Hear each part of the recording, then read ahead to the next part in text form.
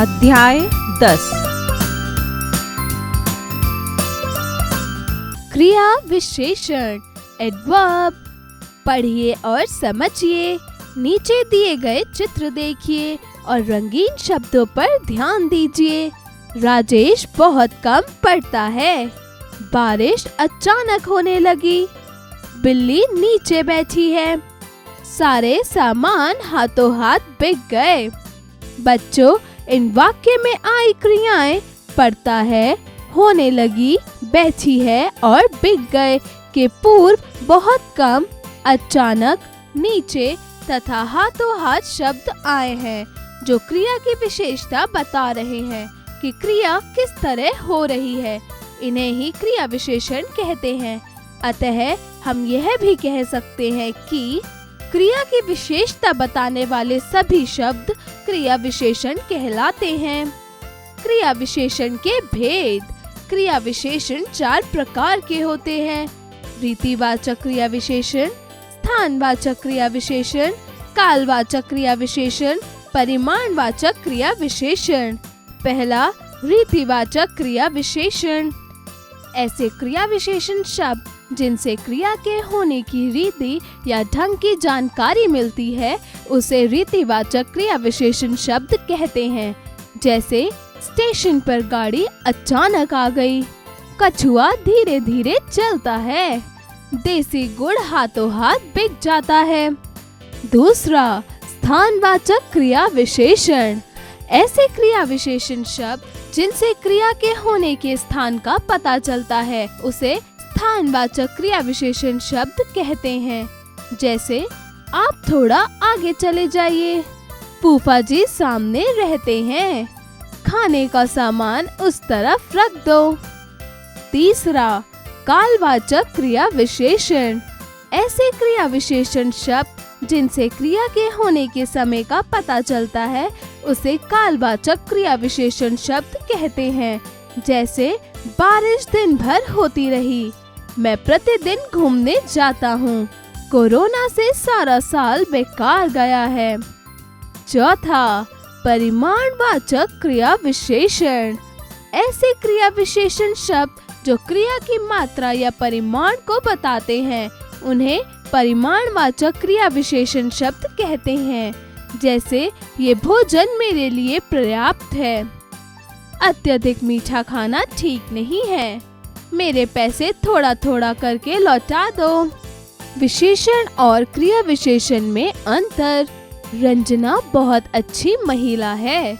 विशेषण, वह साड़ी बहुत अच्छी पहनती है। क्रिया विशेषण, परिमाणवाचक विशेषण और परिमाणवाचक क्रिया विशेषण में अंतर। दास साहब के पास काफी पुस्तकें हैं। परिमाणवाचक विशेषण, रात काफी बीत चुकी है, अब सो जाओ। परिमाणवाचक क्रिया विशेषण। बच्चों, क्रिया विशेषणों के अलावा संबंध बोधक, समुच्चय बोधक तथा विस्मृति बोधक शब्द भी अव्यय होते हैं जो इस प्रकार हैं।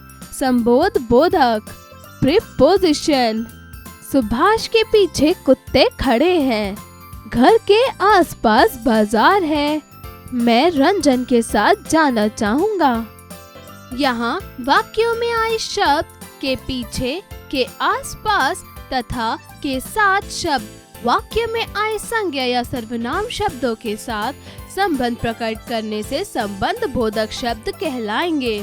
अतएव हम यह कह सकते हैं कि ऐसे शब्द जो संज्ञा और सर्वनाम शब्दों के साथ आकर उनका संबंध वाक्य के अन्य शब्दों के साथ संबंध प्रकट करते हैं उन्हें संबंध बोधक कहते हैं। संबंध बोधक के भेद। इसके मुख्यतः 3 भेद होते हैं। 1, प्रयोग के अनुसार। 2, व्युत्पत्ति के अनुसार। 3, अर्थ के अनुसार। 1, प्रयोग के अनुसार। इसके मुख्यतः 2 भेद होते हैं। क, संबंध बोधक। ऐसे संबंध बोधक प्राय विभक्ति के साथ संज्ञा या सर्वनाम शब्दों के साथ प्रयुक्त किए जाते हैं। जैसे कुत्तों के पीछे, गर्मी के मारे, घर के भीतर, उसके बिना, आदि। ख अनुबद्ध संबंध बोधक। इस प्रकार के संबंध बोधक प्राय संज्ञा शब्दों के विकृत रूप के बाद आते हैं, जैसे दोष रहित, कटोरा भर, गुणहीन, महिलाएं सहित आदि। दूसरा, व्युत्पत्ति के अनुसार इसके भी दो भेद होते हैं। क मूल संबंध बोधक, जैसे तक, सहित, पास, पूर्वक, बिना आदि। ख यौगिक संबंध बोधक, जैसे कि अपेक्षा, से परे, के बाहर, के अंदर आदि। तीसरा, अर्थ के अनुसार संबंध बोधक निम्नलिखित है। क कालवाचक, आगे, पीछे, पश्चात, बाद, पहले आदि। ख स्थानवाचक, ऊपर, नीचे, बाहर, भीतर आदि। ग दिशावाचक, पास, निकट, सामने, तरफ और आदि। घ विरोध सूचक, प्रतिकूल, विरुद्ध, खिलाफ, उल्टे आदि। न्य समान सूचक, समान, अनुसार, सदृश आदि। च साधन वाचक, कारण, द्वारा, निमित्त, खातिर आदि। छ हेतुवाचक, अतिरिक्त, अलावा, सिवा, रहित आदि। नोट: उपयुक्त सभी शब्दों के पहले के लगेगा, जैसे के पीछे, के पास, के समान आदि। क्रिया विशेषण तथा संबंध बोधक में अंतर। क्रिया विशेषण: संबंध बोधक, भीतर बैठिए, महल के भीतर साजिश हो रही है। नीचे जाकर देखिए, जीने के नीचे कुछ लोग खड़े हैं। समुच्चय बोधक, कंजंक्शन, ऐसे शब्द जो दो शब्दों, वाक्यांशों या वाक्यों को जोड़ने का कार्य करते हैं, उन्हें समुच्चय बोधक कहा जाता है। ये दो प्रकार के होते हैं। एक, समानाधिकरण समुच्चय बोधक, ऐसे समुच्चय बोधक शब्द जिनके द्वारा दो समान वाक्यांश शब्दों और वाक्यों को जोड़ा जाता है, उन्हें समान अधिकरण समुच्चय बोधक शब्द कहते हैं, जैसे और, तो, एवं, अथवा आदि। इसके चार भेद होते हैं। का संयोजक, जैसे और, एवं, अथवा आदि। ख विभाजक, जैसे या, अथवा, अन्यथा आदि। ग विरोध सूचक, जैसे मगर, परंतु, लेकिन, बल्कि आदि। घ परिणाम सूचक, जैसे फलतः, परिणामतः, अतः, इसलिए, अतएव आदि। दूसरा, व्याधिकरण समुच्चय बोधक, किसी भी वाक्य के प्रधान और आश्रित उपवाक्यों को जोड़ने वाले शब्द व्याधिकरण समुच्चय बोधक शब्द कहलाते हैं, जैसे धीरे बोलो ताकि कोई सुन ना ले। व्याधिकरण समुच्चय बोधक भी चार प्रकार के होते हैं।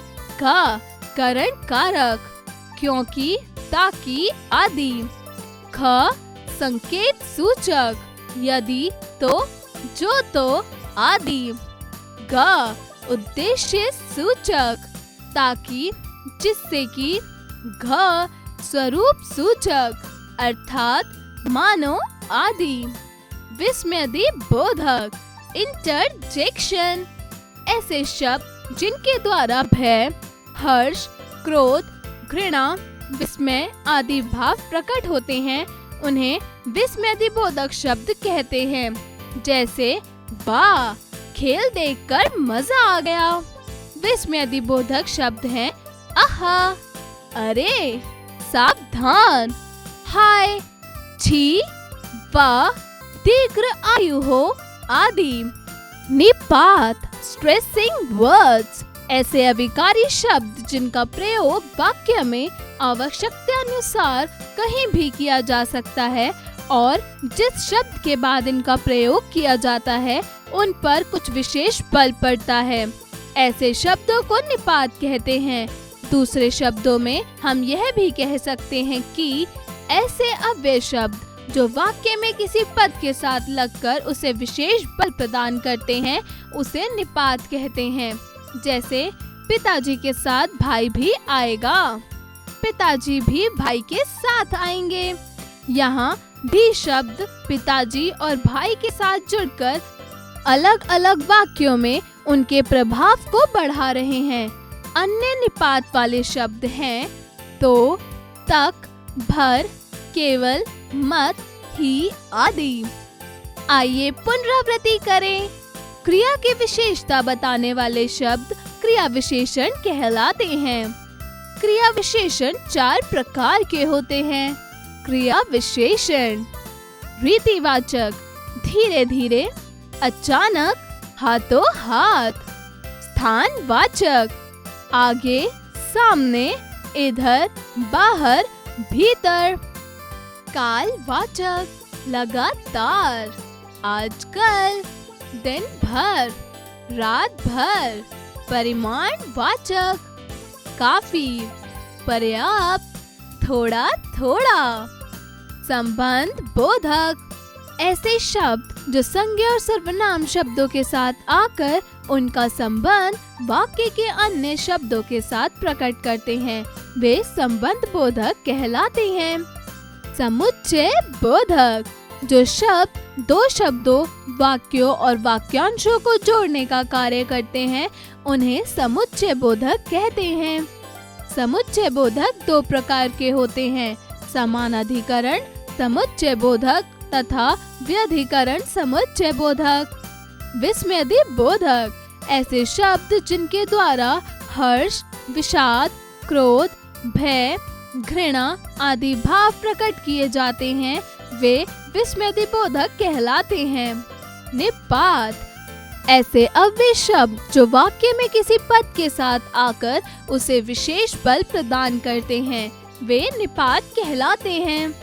अध्यापन संकेत, शिक्षक शिक्षिका कक्षा में बच्चों को अव्यय और क्रिया विशेषण के बीच में अंतर को तार्किक रूप से समझाएं। अभ्यास कार्य, मौखिक कार्य, स्पीकिंग स्किल्स। दिए गए प्रश्नों के उत्तर बताइए। क, क्रिया विशेषण के भेद बताइए। ख, यौगिक संबंध बोधक का उदाहरण बताइए। 1, दिए गए प्रश्नों के उत्तर बताइए। क, क्रिया विशेषण को उदाहरण देकर समझाइए। ख, क्रिया विशेषण और संबंध बोधक में अंतर बताइए। ग, समुच्चय बोधक किसे कहते हैं, यह कितने प्रकार का होता है। घ, विस्मयादि बोधक की उदाहरण सहित परिभाषा दीजिए। 2, दिए गए वाक्यों में से क्रिया विशेषण शब्द छांट कर लिखिए और भेद भी बताइए। क, मोहन अचानक गिर गया। ख, सांड धीरे धीरे चलता रहा। ग, वह फुटबॉल बहुत अच्छा खेलता है। घ, लोग उस तरफ भाग रहे हैं। र, इतना भोजन पर्याप्त है। च, जितना गुड़ डालोगे उतना मीठा होगा। छ, 3 दिन से प्रतिदिन वर्षा हो रही है। ज, मिठाई थोड़ी थोड़ी खानी चाहिए। 3, नीचे दिए गए शब्दों को वाक्यों में प्रयोग कीजिए। के पास, के बिना, के कारण, के सिवा, की जगह, से आगे, के बीच, के नीचे, के अंदर। 4, निम्नलिखित वाक्यों में से समुच्चय बोधक शब्द छांटकर उनके भेद का नाम लिखिए।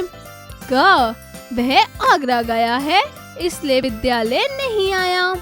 ख, राम को घर जाना था किंतु बसें आज बंद हैं। ग, मास्क पहन लो वरना कोरोना हो सकता है। घ दूध पियोगे या चाय? ड़ उसने परिश्रम नहीं किया था, अतः अनुत्तरण हो गया। च सुनीता और विनीता दोनों सगी बहनें हैं। 5 दिए गए विस्मयदिबोधक शब्दों से वाक्य बनाइए। उफ, आ, आहा, वाह, धिक, छी छी, शाबाश, खामोश। 6 खाली स्थानों में उचित निपात शब्द भरिए। का रंजना डैश बारात में जा रही है। ख नेताजी को डैश गुजरात जाना है। ग मोहन डैश अपने पापा के साथ शहर जाएगा। घ सहाय को उसके घर डैश जाना है। ड़ बह गया डैश है। च सुलेखा ने मुझे डैश पुस्तक दी है। छ वह 10 कदम डैश गया है। 7 रेखा खींचकर मिलाइए। अचानक धीरे धीरे। एवं तो अथवा। छी ओ के समान की अपेक्षा। तो भी केवल क्योंकि ताकि। निपात विस्मयदिबोधक व्यधिकरण समुच्चय बोधक समानाधिकरण समुच्चय बोधक संबंध बोधक रीतिवाचक क्रिया विशेषण। सोचें विचारें क्रिटिकल थिंकिंग। 8 आप किसी कार्य को किस तरीके से करते हैं, उसमें क्रिया विशेषण के किन भेदों का प्रयोग होता है, सोच विचार कर बताइए। खेल खेल में ब्रेनस्टॉर्मिंग एक्टिविटी। 1 कक्षा में क्रिया विशेषण शब्दों के शब्दाक्षरी का खेल खिलवाएं। 2 अब वे शब्दों का एक एक छात्र से वाक्य प्रयोग करवाएं। 3 कक्षा अध्यापिका क्रिया विशेषण शब्दों के प्रत्येक प्रकार के प्रश्न बच्चों से पूछें। प्रेरणादायक मूल्य। क्रिया विशेषण में प्रयुक्त शब्दों मानवीय मूल्यों में शामिल कर अपने व्यक्तित्व को रचनात्मक प्रदान करनी चाहिए।